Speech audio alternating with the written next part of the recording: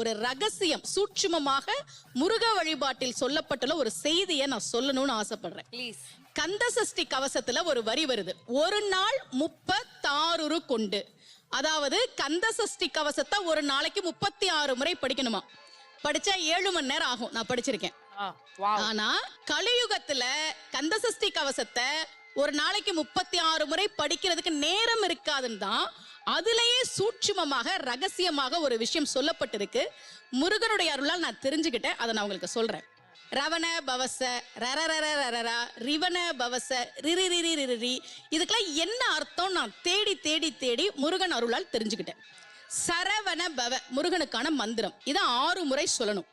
இப்ப சாவ தூக்கி பின்னாடி போட்டீங்கன்னா ரவண பவச, அத 6 முறை சொல்லணும். இப்ப ராவ தூக்கி பின்னாடி போட்டா வனப வசர, வாவ தூக்கி பின்னாடி போட்டா நபவ சரவ, இப்ப நாவ தூக்கி பின்னாடி போட்டா பவ சரவண, பாவ தூக்கி பின்னாடி போட்டா வசர வனப. ஒன்னொன்னையும் 6 முறை சொன்னா 6 × 6 36 வரும். இப்படி சொன்னால் 5 நிமிஷத்துல சொல்லிடலாம். கந்த சஷ்டி கவசத்தை 36 முறை சொன்ன பலன் கிடைக்கும்.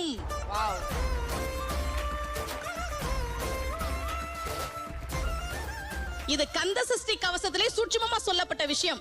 விஜய் தொலைக்காட்சி மூலமாக உலகெங்கும் இருக்கக்கூடிய முருக பக்தர்களுக்கு இந்த செய்தி போய் சேரணும் அப்படின்றதுக்காக நான் இதை தெரியப்படுத்துறேன். ரொம்ப மகிழ்ச்சி. அந்த முருகப்பெருமான் அழகான முருகனாக பழனியிலே அருள்பாலிக்கிறான். அவரை பற்றி பாடத்தான் அழகான பழனிமலை